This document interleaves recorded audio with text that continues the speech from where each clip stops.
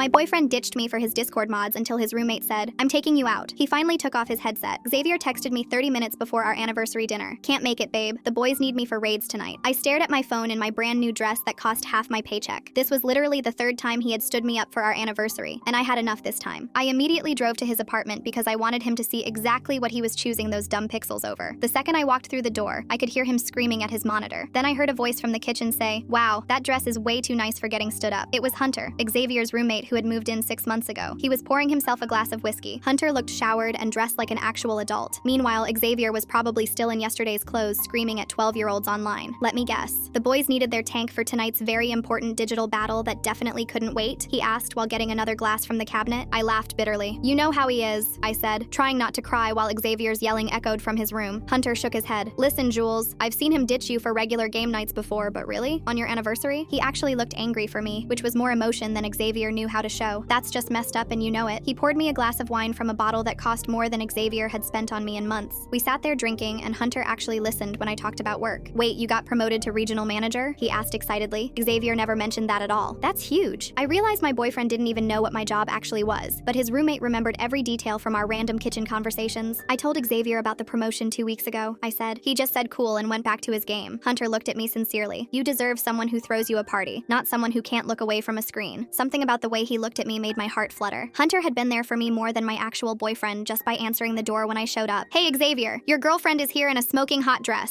Hunter called out during a break in the shooting sounds, but Xavier just yelled back, "Tell her I'll be done in an hour." Hunter's face went dark, and he grabbed his car keys off the counter. "You know what? Forget waiting around for him. I'm taking you to that anniversary dinner myself," he announced loud enough for Xavier to hear over his game. The gaming sounds cut off completely, and Xavier's door flew open so hard it hit the wall. "What did you just say?" Xavier demanded while still wearing his stupid gaming headset with the mic flipped up. Hunter walked over and put his hand on my back. "I said I'm taking Jules to dinner since you're too busy playing games to treat her right," Hunter replied calmly. Xavier's face went red and he ripped off his headset while his friends' confused voices asked where he went. His hair was sticking up and he had Mountain Dew stains on his 3-day-old hoodie. "She's my girlfriend, so back off, dickhead," Xavier shouted, but Hunter just laughed. "Really? Because you've been treating her like she doesn't exist," Hunter shot back while grabbing his jacket and keys. Xavier grabbed my arm desperately and started rattling off promises about how he'd skip next week's session and plan something special. "I'll delete Discord right now. I'll sell my gaming PC," he said frantically while his friends kept calling his name through the abandoned headset. He looked pathetic standing there in his boxers with Cheeto dust on his fingers. "You literally only care because someone else wants to treat me right," I said. Xavier's mouth opened and closed like he was buffering. I was already walking toward the door with Hunter beside me. "Jules, please don't do this," Xavier called out. Xavier tried to follow us to the door, but his computer started pinging with Discord notifications. I saw his head turn toward his room like a trained dog.